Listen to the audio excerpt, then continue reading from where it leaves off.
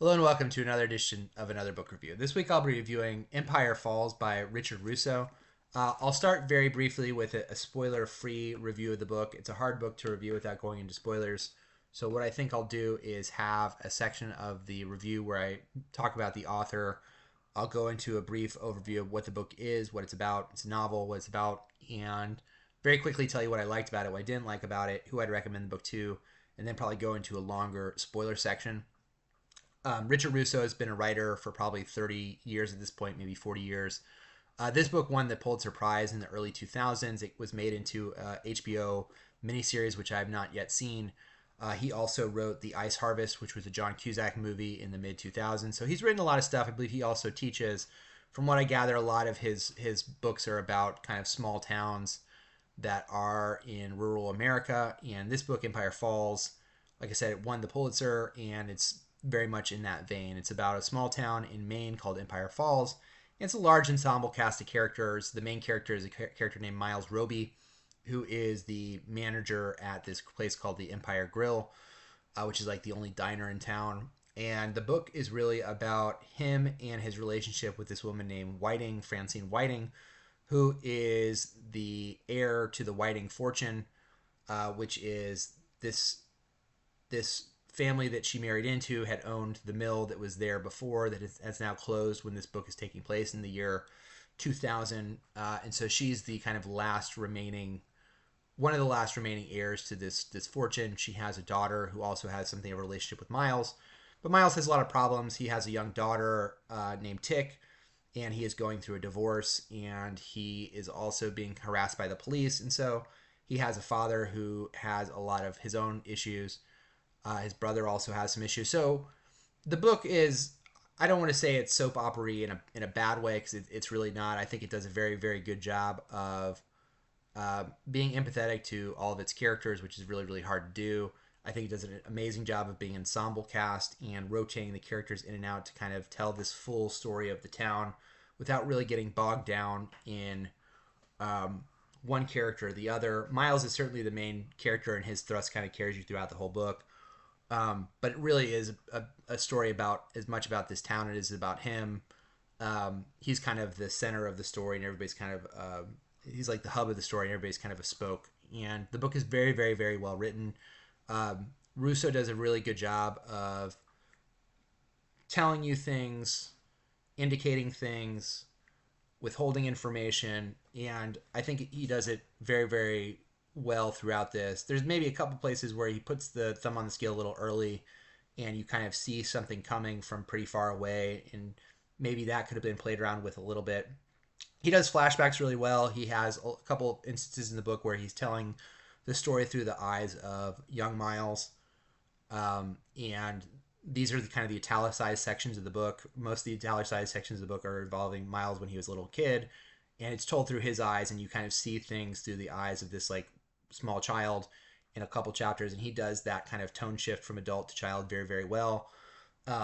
He gives you enough of the characters to where you care about them, but he also, a lot of the characters in the book are kind of morally gray characters, I guess you could say, or they're just, a lot of them are just down and out, and so they do things that are, from an audience perspective, maybe not the smartest thing to do long term, but you still feel for them and understand why they do the things they do.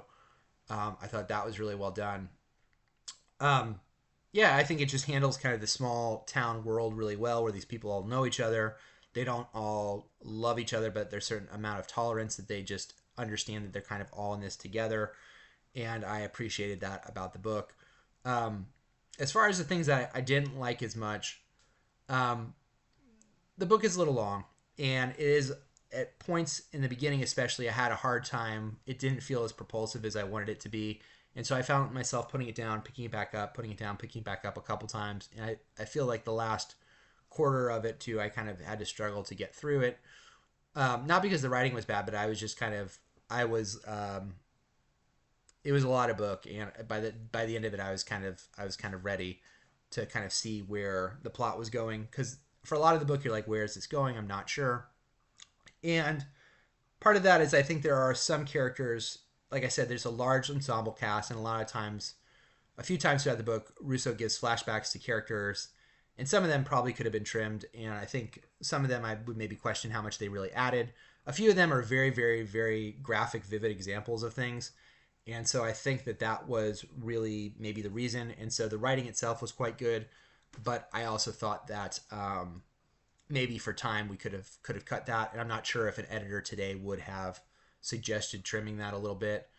Um, yeah, overall, I really, really enjoyed the book. I thought it was really well done. If you're someone who is a writer and wants to learn how to write an ensemble book, there's a lot worse examples. The book this reminded me the most of was probably The Human Stain by Philip Roth. It's another book where you have kind of wildly different characters and you're seeing them through their perspective. That book is a lot more narrow in scope, and this is a little bit more as far as the voices in the book.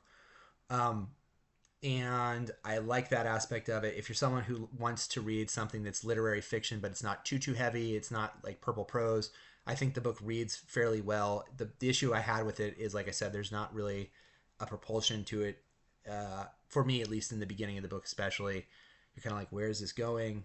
The characters are interesting enough that kind of carries you through, but yeah, they're just kind of everyday people in their lives. And so if you're someone who needs like something that's more related to genre fiction, then this may be a hard to read for you. Um, yeah, I think that that's who I would recommend the book to. If you're someone who likes literary fiction, if you want something that's well written, if you want something that is an ensemble, if you like the idea of kind of small town America and kind of contemporary issues, then there's a lot of that in this book. I'm going to go into spoils now in 3, 2, 1. Okay, this is going to be the full spoil section where I can kind of just riff for a few minutes about what I liked about it without having to worry about, plot issues. One of the things that Russo, I think, does well is he doesn't go out and just tell you things, since there is a little bit of interpretation that you have to take to the book, and you have to make your own interpretations. Things like, is Miles doing this? Is he ultimately going to get this grill? Is he not? Is he really in Whitting's? I don't know if it's Whiting or Whitting, so I'm just going to say Whitting. If he's in Francine Whitting's will or not, and you just have to kind of make your interpretation of that, which I appreciated. There's also the whole thing with um, Cindy. Maybe as a character, I thought was a little bit out of place. I don't. There are times where this book has like love triangles beyond love triangles. I think they're more like love squares. You have Tick, who's in the beginning. There's a boy in Indiana. You have this whole trip that we don't see, which is the trip to Indiana. And you have her and Minty, and then you have at one point Voss, and then this boy in Indiana. So it's like a love square.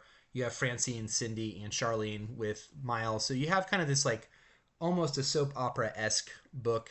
And I thought that that was a different flavor. There is, like I said, there are times where you have to kind of make this interpretation about what's going on, and I enjoyed that. I mean, there are some people I imagine who are more like, I like things kind of laid out for me, but I liked kind of the question of why Whitting or Whiting is doing all this to this guy and clearly kind of stringing him along, and what the purposes of that are. Is David Max's child? I thought was an interesting point. The character of David himself felt at times to be kind of a way for the author to kind of point Miles in the direction he wanted him to go, and he kind of contradicts himself a few times in the book. And it'd be interesting to see. What I would want to know is if Russo is someone who had an outline for this book, or if he just wrote it, because it kind of goes all over, and it ends up at kind of full circle where it started, which I thought was really, really interesting. But in between, it kind of goes all over to all these different things, and I enjoyed that kind of bouncing from thing to thing aspect, and maybe other people not as much. The high school stuff with Tick was probably one of the things I would probably have trimmed down. I didn't like that character. I didn't find that character that interesting, and I felt that the idea of the shy girl who has the most popular boy in the school after her, that to me has kind of been played out. I know this came out in 2000, but that kind of, wouldn't say irked me, but I was kind of put off by that. And just that character, when you're writing like a high school girl, it's hard sometimes, I think, to make them interesting. And I think he does an adequate job of doing that. Like, Tick is clearly like a very intelligent person. Didn't really fully understand the whole logistics of the art class, of why she's in this art class, and why what other skills that she has beyond art. If she was like gifted and talented or something, but also in the art class, and you never really hear about any other classes that she's in. I thought that Russo made up for that for me with Janine, which is like one of my favorite characters, because I've heard some people say that this book is misogynistic, and I guess what I would say is I don't know what's wrong with people who just don't ever realize this, but because an author writes something, isn't doesn't mean that that's their own personal approval or viewpoint on something. It's just like them writing something. And I found Janine to be kind of a dumb character. Like she's kind of noted several times throughout the book that she's dumb. She's not the only dumb character in the book. You have Walt, who's kind of her soon to be husband for most of the book, and he's also kind of portrayed as stupid throughout the entire book. And so I like the fact that she doesn't care about her daughter like at all. Like whenever Tick shows up, it's like, oh, there you are. Like she has like no maternal instinct, and I enjoyed that. I thought that that made for an interesting character because if this was in another writer who was like worried about these things, they say, well, I don't know if I can show the character as unmaternal, but like she's very self-centered, she's very egocentric, and she has this thing where she loses a bunch of weight and she gets involved with this guy who's older than her, and it's based on all these shallow things. So she's upset when she finds out he's older than her. She feels this kind of this betrayal. Everybody knows that he doesn't have money. And I was also thinking the entire time I'm reading this, I'm like, who goes to this health club? There's nobody in this town. So who's like actually going to this club? And so you're sitting there going, why would you believe that this man has money? So it's stuff like that, details like that in the book that I really enjoyed. Charlene and David getting together in the end, and you realize the beginning they show Charlene smoking a joint when we first meet her, and then tying that to David, who also smokes. So I don't know if it's like some kind of stoner romance there. I thought that was interesting. So there's just like parts of that. The big thing to talk about, and I guess trigger warning for anybody who is just trigger warning in case I'm about to talk about the kind of plot twist of this book where there is a school shooting. So if you want to, I'm not going to talk about it with any kind of detail, but part of this book has a school shooting. I would have put that in the beginning of the book, the beginning of the video. I just don't know how to really relate. I can't really. That's such a plot twist of this book that I really can't. I couldn't think of a way to do that within the non-spoiler section. So if you somehow made past the spoiler block there to see this, there is a school shooting in this book, and that I think is a moment that is another part of the book where you're like, is that fully? Does that come out of nowhere? Is that foreshadowed? And I think the answer is kind of yes to both those things. I think it's foreshadowed that this John Voss is very, very troubled and a very, very strange character. This is written kind of right around the time of Columbine. And so I think that was very much in the American consciousness then. Is it clear to me why he chose to shoot up his school as opposed to anybody else? Why this particular class that he decides to do this in? And the answer is not really. But you also never see things from his perspective. And that's also something. You have the younger Minty, the football playing Minty, kind of talking about the Russian roulette game that they played and how he didn't flinch. And so you never see that scene of what happened to them the night of the football game. You don't know what happened to them. Presumably that's when they were playing Russian roulette.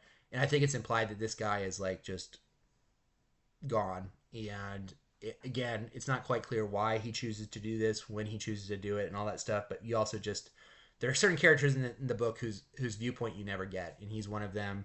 Cindy Whitting is another one. Francine Whitting is another one. So there's certain characters the author is not going to show you what they are thinking, in part because of the mysteries that are involved in the book. And I thought that was a smart choice. Did it feel like this thing came out of nowhere? Well, yes and no. I mean, they pretty clearly lay out to you that he was an abused child, like severely abused and neglected, and also someone who is unable to really interact normally with other people. And it's not clear to me, when Russo knew that he was going to do this with his character, but yeah, maybe you could have had more foreshadowing. Maybe you could have had him really have some violent reactions to certain things. I think enough of it is there where that aspect of it made sense to me, but was also just like this weird thing. I guess the thing with his grandma, when his grandma was found to be dead, that he had moved her, but then you're like, well, what has he been doing? Like, how has he been eating? And I think it's implied by what he was eating before, that he was eating garbage or eating some kind of non-fresh food. And you're like, well, how is he surviving with no money whatsoever? And it wasn't clear to me why he continued to be there. I guess he just like had nowhere to go. But the whole thing was just kind of like, he apparently is an intelligent child, and it's not, the logic of it was just a little off. And so you have to accept that character as he is, or the whole thing kind of falls apart. The book, I don't think, I think you can get over that if that part of the book is just like and it happens so late in the book that you're like, I don't know how much this really changes my feelings of the book. I did see some reviews where people were kind of very surprised that that happened. It kind of came out of nowhere, and I can see that. I can see that. Um, yeah, yeah, the same thing. Like to me, Max and Grace are kind of the same thing. Why Miles' mother and Max get together, that's another thing where you just have to go. I'm going to just trust Russo. These two characters in my mind would not ever be romantically linked in any way, shape, or form. But you've told me that they have been, and so I'm going to believe that that is true. And I'm just kind of moved on. We spent a lot of time with the priest. I don't know if that necessarily paid off. I maybe would have cut some of those chapters. There's the other, whereas one of the priests is talking to the artist, and you're like, that kind of goes nowhere. So there's some subplots and stuff that I felt were excessive that maybe could have been trimmed to make the novel shorter. But overall, I really enjoyed it. I enjoyed kind of the mystery of whether or not like Whitting is like this supernatural character. She dies by drowning with a cat, and you're like, could that be? He's saying that she's a witch, and you have kind of the whole um, thing where her husband basically dynamites this thing at the beginning of the book and which basically he says kills her at the end. And I thought that was really nice symmetry there. Um, yeah, I overall I enjoyed it. There's a lot there. I think it'd be a very interesting book club, and it feels like there's a lot. It's pretty deep that you have all these different Easter eggs, and I recommend it to anybody who hasn't read it and is interested in this kind of novel. Um, I don't know what I'm going to be reading next time, and what else is there to say about Empire Falls? Um, I guess yeah. I guess it's interesting to see how things change or don't change in like 25 years, and a lot of the issues that we're talking about today, in terms of income inequality and what is honored in society, and this Whitting's ability to kind of like jerk this town around. I just all that stuff I thought was really interesting, and I like the mysteries of the book too. I mean, like I said before, some of the stuff with her husband and uh, Grace and their affair, what she knows and when she knows it, and all that stuff. That's a little. You kind of see that very clearly relatively early on, and I don't know how much of a mystery Russo wanted that to be. So when Miles kind of realizes this late in the book, it's not really that shocking to the audience. You're kind of in a premier position and superior position. And then also, like, is David his brother still? Do we know that? Do we not know that? There's one point at the end where Max says, the Whitting before she was Whitting was a robot, Robot maybe. I'm not sure exactly what the pronunciation is, but Roby and Robot, he's basically saying they're the same family, and he maybe left something in her will, and why would he think that? And what was their relationship like? And so there's a lot of questions like that throughout the book that I thought were just really interesting. And he seems to know stuff, and why does he know stuff? And she seems to know stuff, and why does she know stuff? And so the book kind of handles this really delicate balance between like the supernatural and fate and reality, and it kind of goes back and forth. Like I was thinking of Stephen King a lot when reading this book because he writes a lot about small town Maine, and so this was a little bit like this was kind of a weird like funhouse mirror to something like Needful Things, where it was like you have all these characters who are interconnected and they're in each other's lives and the secrets of the small town and what it does to people and why people feel they can't leave.